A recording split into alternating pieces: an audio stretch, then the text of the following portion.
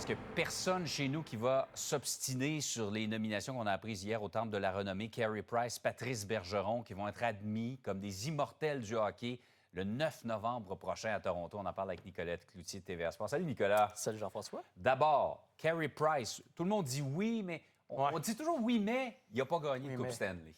On fait toujours la nuance. Chaque année, c'est le temple de la renommée du hockey, pas le temple de la renommée de la LNH. Alors, c'est vrai qu'il manque à Carey Price la fameuse Coupe Stanley, mais il a gagné tout ce qui peut se gagner autre que la Coupe Stanley. Au final, médaille d'or olympique, Coupe du monde de hockey, médaille d'or au championnat mondial junior, on l'oublie, même la Coupe Calder dans la Ligue américaine, il l'a gagné, mais surtout, ça a été le gardien le plus dominant de son époque. Alors, quand tu te poses la question, est-ce que Carey Price a marqué son époque? Absolument. Je pense à sa saison 2014-2015, Jean-François, l'une des plus dominantes de l'histoire pour un gardien de but. Il a fini avec toute une collection de trophées. Là. Je ne sais même pas s'il reste encore assez d'espace dans sa man cave là, pour les placer. Vézina, Hart, Ted Lindsay, cette année-là, c'était époustouflant. Et quand même, il est passé proche. Là. Je sais que c'est juste bon dans certains sports, mais 2021.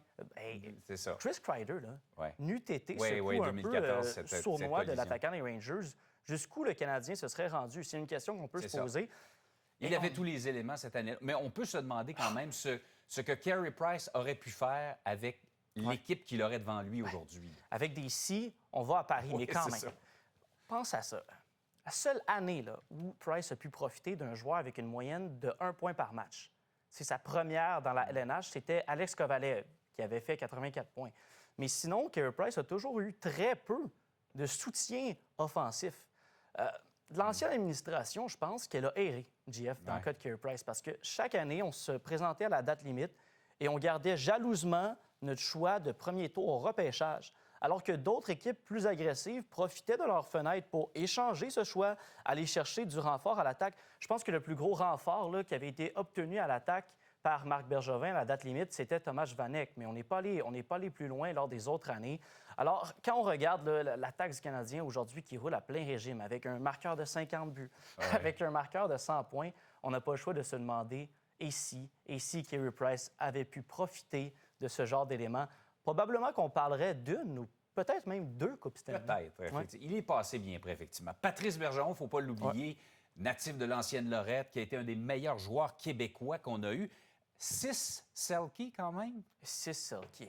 Pour les meilleurs attaquants défensifs. Ça le place dans une catégorie qui est très sélecte. C'est un monsieur aussi qui incarne la classe, l'élégance. Patrice Bergeron, quelqu'un qui nous rend fiers.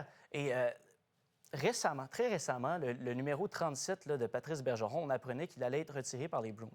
Et je lisais une phrase là, choc dans le communiqué des Bruins. C'était Jeremy Jacobs, qui est un des propriétaires les plus influents de la LNH, propriétaire des Bruins de Boston, qui disait « Patrice Bergeron, là, selon moi, c'est pas juste le meilleur joueur défensif de son époque, c'est le meilleur joueur défensif de l'histoire. » Et ça peut sembler être une déclaration à l'emporte-pièce, mais il a véritablement une candidature pour ce titre, Patrice Bergeron. C'est à quel point il avait un impact dans les 3 zones. Là. Même s'il finissait une saison avec une 50aine de points, il demeurait un des joueurs qui avait une des plus grandes empreintes là, sur son équipe.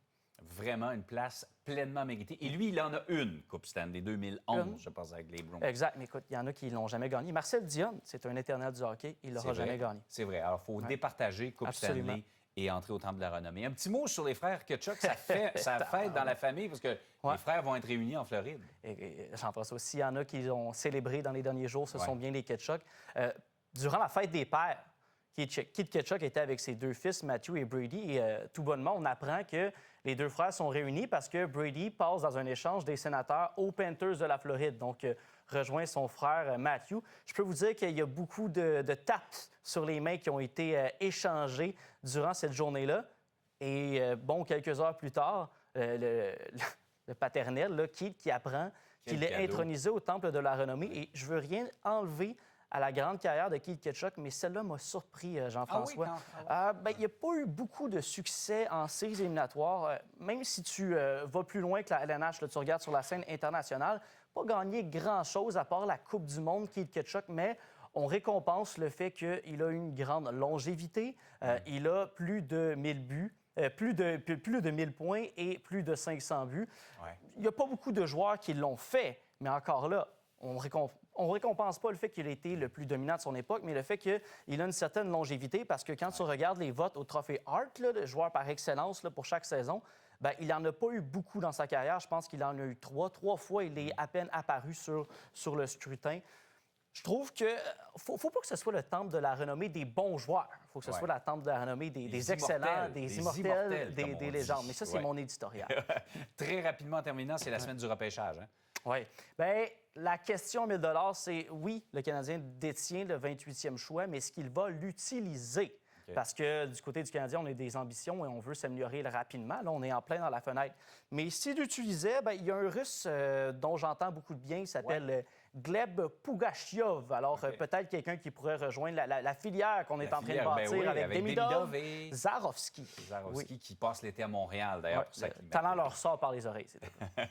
Nicolas, merci d'avoir été avec nous. Merci à toi. Salut.